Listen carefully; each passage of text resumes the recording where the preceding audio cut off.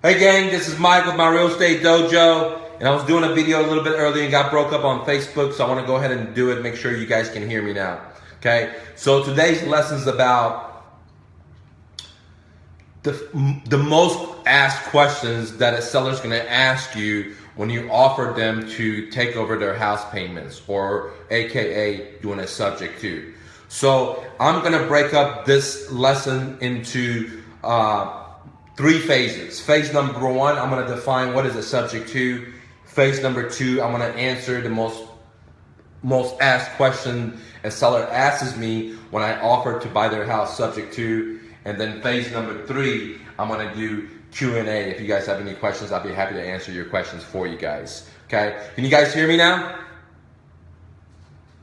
Well, while you go ahead and answer that, what I'm going to go ahead and do and explain what a subject to is, guys. Okay, and subject to is a very clever way to buy real estate property without using your own money, without using your own cash.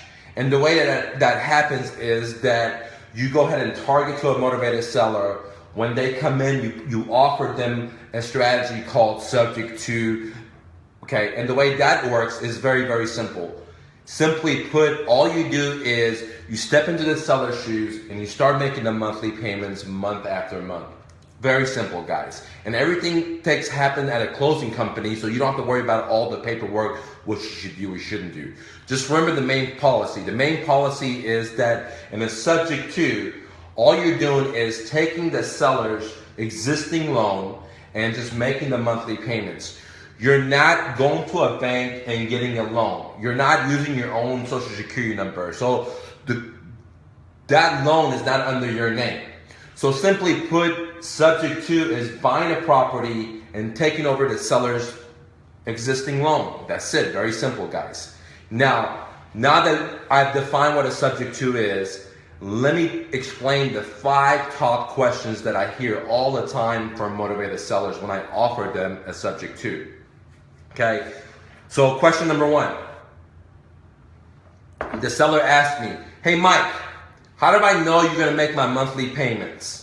Okay, so the question number 1, they ask you some kind of variation of this question. How do I know when I sell you this property, you're going to make the monthly payments? How do I know? And I'm going to show you exactly the rebuttal, how to answer that. The way I answer this question is like this. Mr. Joe, I'm an investor. And let's assume that Joe is behind 4 months in his house payments, okay? So and let's say his monthly payments are $1,000 in this scenario. So that's $4,000.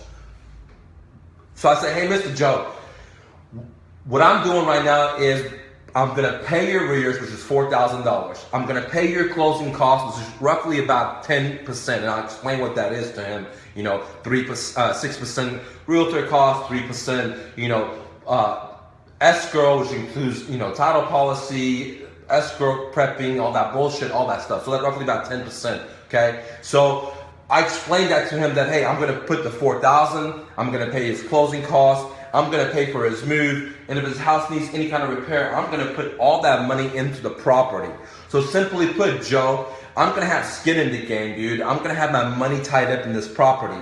And I'm an investor. The way I make my money is I'm gonna put my money into this property and I'm gonna babysit it, get renters in this property, babysit them. When they don't pay, I pay it. And if they don't pay, I'll do the eviction. So simply put, I'm putting all the money up, I'm babysitting these renters till I build enough equity. At that time, I'm gonna cash out the underlying note, which means I'm gonna pay for your loan to get cashed out and for my profit. As you can see, Joe, that right now, I'm just putting money into it. Again, I gotta pay for your closing costs, I gotta pay the $4,000 in arrears, I'm gonna pay for your move, I'm gonna have to pay whatever else I'm gonna pay. I'm putting money into it. Therefore, Joe, how do you know I'm gonna make the monthly payments? Because my business is to get a return of my money. And the way that I can do that is by putting money into the property, making the monthly payments, and then cashing out the loan. If I put all this money up front and I don't make the monthly payments, what I do for you, Joe, is I position you in a very safe way. I make you the lender, just like a Bank of America. And what that means is that when we go to closing, I'm gonna sign something called DOT, which is Deed of Trust. And simply put, what that means, Joe, is that I'm gonna sign the DOT that says, I'm going to pledge this property or this house that I'm buying from you as a collateral in case I don't default. In case I default, which means that if I don't make the monthly payments on your bank loan, you come and take this property just like this. And at the same time, you get to keep that money I paid to make the arrears. You get to benefit from all that principal reduction. So as you can see, Joe, you're in a very safe positioning. I have skin in the game, and there's no reason for me not to make my money, because I don't make money when I put $10,000 into the property. I make my money when I sell the property. So to simply put, Joe, how do you know I'm gonna make your monthly payments? I have significant skin in the game, and I only make money when I sell the property. Right now, I'm just investing my money into this property. I'm not making money right now. I'm not like a car dealer where I'm buying it for $4 and instantly selling it. I'm a buy and hold guy. So that's question number one that I hear a lot. So let's go to question number two. Question number two is this: the seller will ask me, hey Mike, how long would you keep the loan under my name? So let me put it another way. When would you cash out this loan? And what I do is I just look them dead in the eye and I let them know, Joe, I don't have a crystal ball and I don't know what's going to happen in the future. But what I can tell you and put it in writing at the title company, and we're both going to sign, is that every month I'm going to make your monthly payments month after month. It doesn't matter if it's raining or shining. It doesn't matter if those renters are paying or not. I'm going to make your monthly payments month after month, Joe. That's the only thing I can guarantee. However, I don't have a crystal ball. And as you know, my interest and your interest, Joe, are aligned, because when I cash out this property is when I take my money. As you know earlier when we talked about, I'm putting all this money into the property, okay? I'm paying for your arrears that you were behind $4,000. I gotta pay for the closing, I gotta pay for the repairs, etc. So I'm putting all this money into the property. I'm not making any money, I'm investing, dude. The only way I get my money is whenever I build enough equity, when I babysit these renters and I cash out the property. That's where I make my money. And that's why, Mr. Seller or Joe, your interest and my interests are totally aligned. I want to cash out this property as soon as possible. I don't want to sit here and babysit it for 10, 20 years. But again, I don't have the crystal ball. I don't want to tell you I'm going to cash it out in 3 years and the market crashes and I'm lying to you. So what I always tell my sellers is, Joe, I have no fucking idea when I'm going to cash out the loan. I want to cash out as soon as possible because I want to end my commitment with you. I want to cash out your loan, take my fucking profit, take my money I invested and go and do another deal, dude. I don't make any money babysitting the fucking property. So, to answer your question, Joe, it may take 3 months, it may take 3 years, or it may take 30 years. I have no idea, Joe. And I look at him dead in the eye and I let him know. If he's not okay with that, then fuck, I don't want to do this deal because it's a big risk for me too. I got to put my money up. I got to babysit this property. If it's not a win for him, it's definitely not going to be a win for me. And I don't do any fucking deals if it's not a win for him. I don't give a fuck, dude. There's so many other fucking deals out there. So I'm not even sweating it. So if the seller doesn't like what I tell him, fuck it. I'll go to the next deal, dude. No big deal, okay? Because I want to be truthful with them. I want to be honest with them and let them know that, hey, I can't work magic here. For example, if the sellers, let's say, has marginal equity, 10 to 15%, and I'm buying it today, he can't expect me to cash it out in 3 months or in 3 years because, man, it's probably not enough equity in the property, especially if he just bought it like 2 years ago and he had a job transfer and needs to sell his house right now. So I'm very honest with the seller. I let them know exactly what can I do for them. If they don't like it, I don't want to invest my money, dude. It's a big risk for me, and I only want to do deals that I really see that guy 5 years from now and he's happy to shake my hand. He's really happy that I helped him out. So that was question number 2, the most freaking asked questions. Now, the next question is very, very simple. It's a very short answer. The seller will ask me, well, Mike, will the loan stay in my name? And again, I look him dead in the eye like this and I tell him, yup. And then I just shut it. I don't say anything, dude. I look him dead in the eye and I say, yes, Joe, the loan will stay in your name. And I don't say anything. I don't just start, blah, blah, blah, and I let them think about it. They're like, okay. And majority of the time they're like, okay, But they want to know if I'm honest with them. If I'm going to do the Texas two-step, I'm going to tell them, no, maybe, blah, blah, blah. No, and I do. And I look them dead in the eye and I'm like, yep, it's going to stay your name, Joe. Simple. And I just be quiet. If they're not okay with it, then I'm not going to take the risk because it's my fucking money. It's a lot of fucking work. And I don't want to fucking, do all this fucking work if it's not a win for him, because then it's not going to be a win for me. Okay, I only do win-win situation. I'm not trying to fool the guy. I'm not trying to pull the wool over his ass, because I'd rather buy a house at 50% discount than do a subject to where I'm getting a 15% equity. It's still a good deal for me, but it's not as good deal if the house was worth 100 and I bought it for 50. Does that make sense? So I don't want to take that risk if it's not a win for him. So that was question number 3, which is, will the loan stay in my name? Whenever you answer that question, the next question the seller always asks is, why does the loan have to stay in my name, Mike? Why does the loan have to stay in my name? And then I say, hey, Joe, that's a really good question. I like that. If I was in your shoes, I would ask the same exact question. And then I go into reminding him why his loan stays in this place. Because as a cash buyer, I don't live in these properties. These are not my dream home, Joe. And for me, it's all about the numbers. If the numbers work, I'll throw some money into a briefcase, I head up to a title company. And as we discussed earlier, the money I'm going to throw into a briefcase, head up to the title company, is going to require you to bring shitload of money from your savings or money from some other place to pay the difference, because what I'm going to pay for is at a deep discount.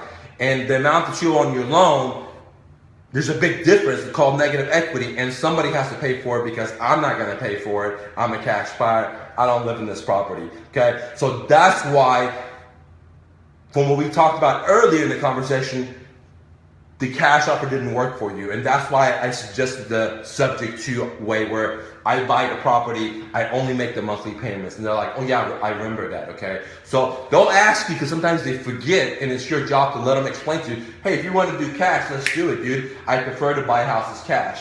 But you're in a situation where it has 15% equity.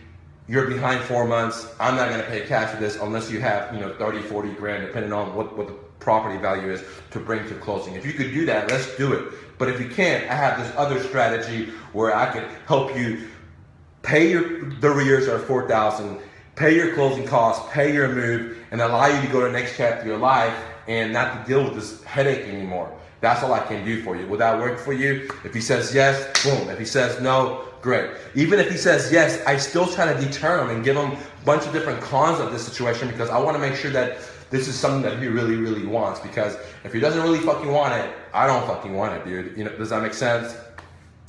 So now I talked about 4 questions that sellers ask most often. How do I know you're going to make the monthly payments? When will you cash out the loan? Will the loan stay in my name? Why does the loan have to stay in my name? Okay, and let me see the 5 one, because I have like 12. Let me see. Let me get a real good one. Okay, the next question is, which is a pretty good question. When I tell the seller, dude, Mr. Seller, Joe, I'm gonna buy your property. I'm gonna put renters in there. I'm gonna babysit these guys for till they build enough equity. A question they always ask me is, Mike, how do I know the renters you're gonna put in there are not gonna tear up my property? And I tell them, Joe, that's a very, very good question. If I was in your shoes, I would ask the same exact thing.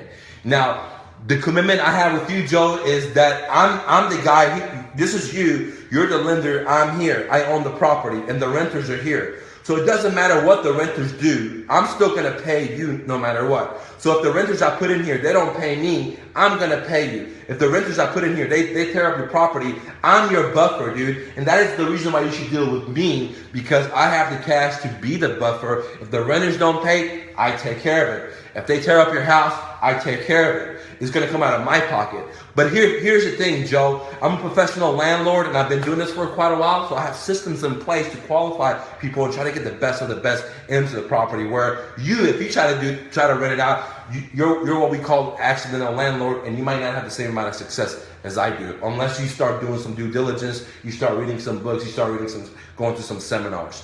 So, simply put, the people that I put in here is not your worry, because I'm your buffer, I'm your insurance, I'm going to take care of them. I'm going to make the monthly payments to you, Joe, or to your bank, no matter if it's raining or shining. If the renters are paying, I'm gonna pay you. If the renters are not paying, I'm gonna pay you. If the property is vacant, I'm gonna pay you. So as you can see, this is the one great reason why you need to sell your property to me, because I allow you to go to the next chapter of your life, unlike other people, okay? And that's one of the main reasons you should deal with me. I've been in business so many years. I would tell them that I've been in business 15 years. I own a moving company. I own a real estate brokerage company. And I'm going to have skin in the game. So when you sell me this fucking property, it's over. You're able to go to the next chapter of your life, guy. And so those are the 5 top questions that I always hear. Now, if you guys have any questions, let me know. I'll be happy to answer it for you guys. Do you guys have any questions? Let me know. I'll be happy to answer them for you.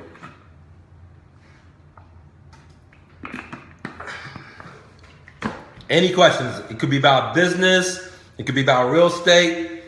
Anything you got, I'd be happy to answer for you. All right, so we don't have any questions right now. So you should go out there and definitely practice these 5 questions that I'm just giving you the answers to, and practice in front of a mirror so you could present it to a seller, guys. Okay, now, as you guys know, there's a lot of different ways to do a subject to. When I buy a subject to, I'm buying it from me because I'm a buy and hold guy, and I'm gonna turn around and rent it out.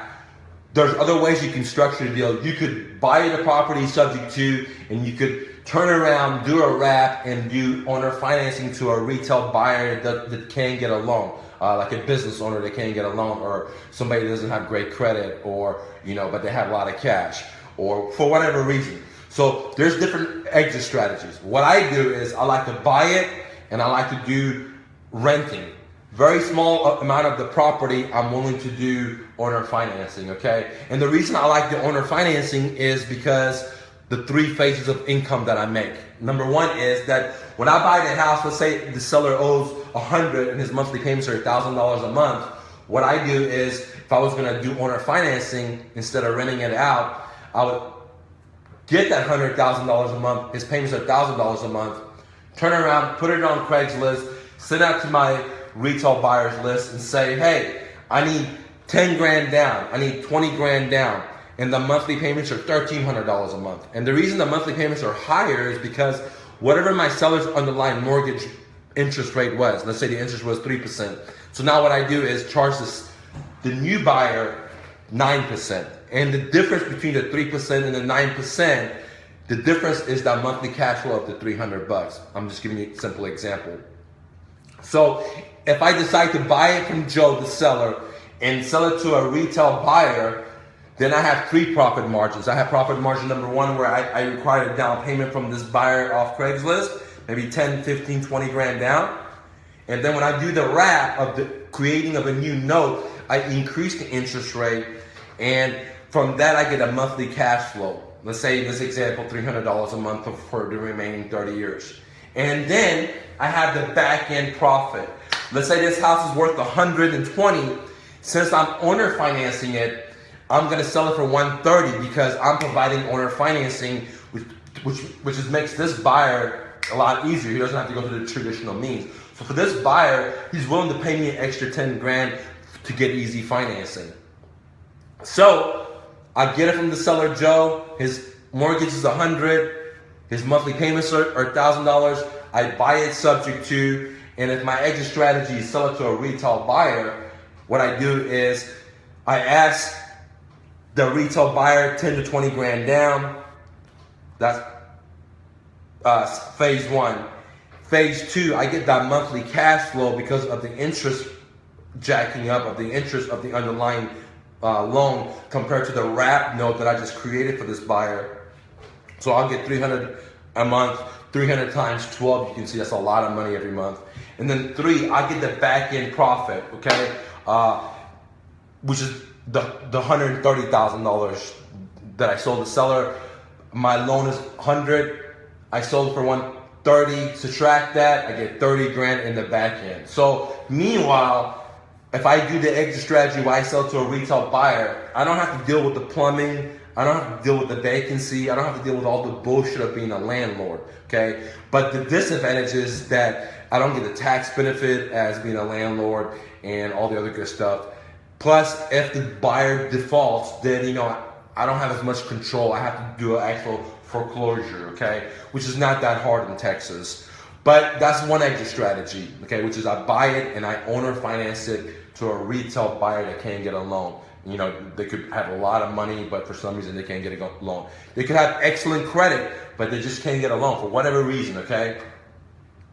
The option number two is I buy it from the seller, Joe, and instead of owner financing it, I just rent it out. I just buy from my rental profile. You know, the monthly payments are $1,000. I rent it for $1,300 a month. I actually put a washer and dryer in the property, and I'll rent it for $1,375 or $1,400 a month. These renters are paying my debt reduction, which is not even under my name, it's under the seller's name. I get all the tax benefit. End of the year, the bank sends the old seller a 1099 for all the interest that was paid, and I didn't even pay the interest. That fucking renter paid the interest. I get the fucking deduction. I get the principal reduction. I get the tax write-off because of this guy. I get the depreciation.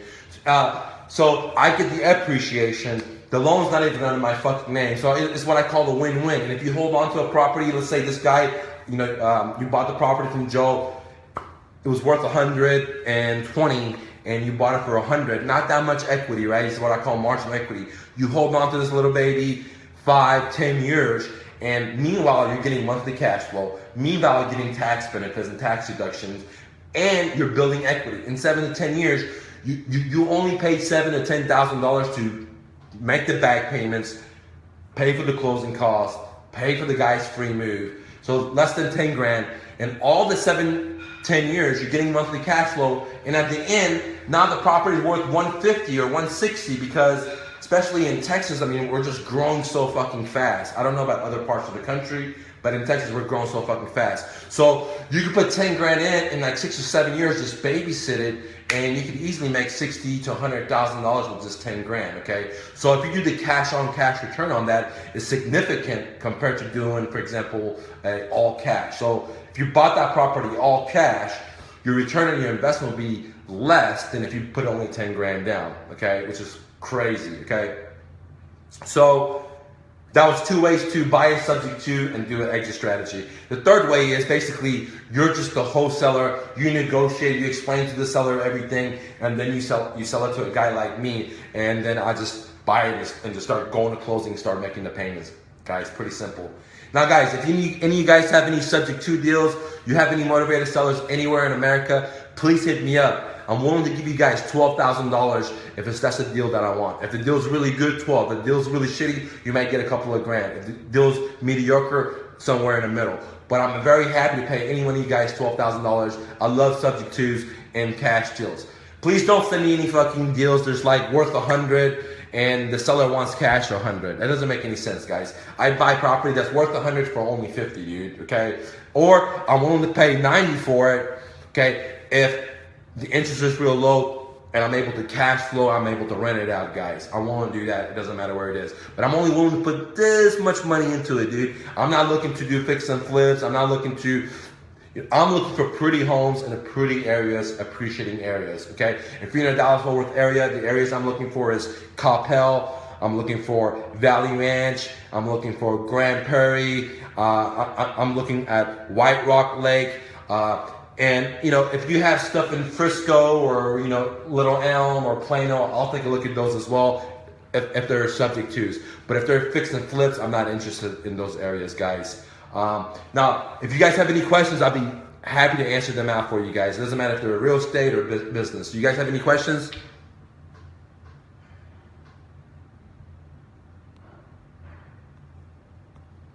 All right, I'm just reading right through.